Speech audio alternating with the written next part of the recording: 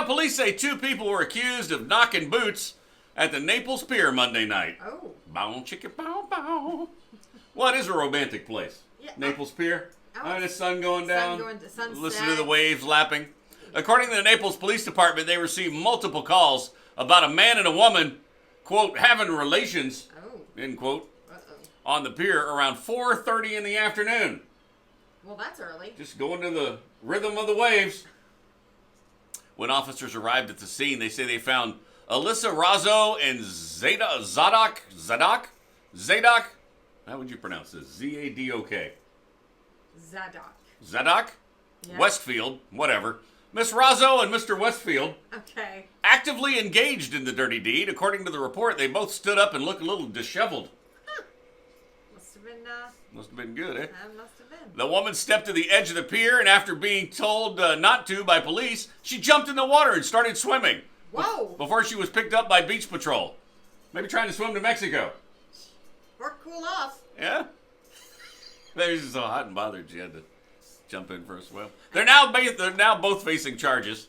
But they will always have that one romantic afternoon on the Naples Pier where my God, love ran freely down the pier. Don't you just hate it when people get a little too comfortable on airplanes? I mean, maybe they take off their shoes or they lie down across a row of seats. Well, one guy on a Virgin Australia flight took personal comfort to a new disturbing level when he got completely naked. During the 3-hour and 30-minute flight from Australia to Perth to Melbourne, the passenger got up from his seat naked and ran through the cabin. At one point, he even knocked down a flight attendant. A passenger said there was a lot of yelling and screaming, and 2 other guys later got up and tackled the nude man. Oh, that had to be fun. The in-flight disturbance caused the pilot to turn the plane around and return to the airport in Perth, where the naked flyer was arrested by police. He's not sure what charges he's facing. The pilot was forced to grab his joystick and bring him in for a landing. Oh, my God. Passengers said his seat back and tray table were not the only things in the upright position. Really? What would cause a man to run naked through the airplane? It's alcohol, Mel. Alcohol make a man do a lot of stupid stuff.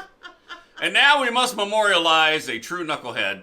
A Kentucky man named Henry Earl passed away last week at the age of 74 after having gone the last 7 years of his life without an arrest. That's an impressive feat when you consider his history. Yes, Henry Earl had become something of a celebrity as he was believed to be the world's most arrested man.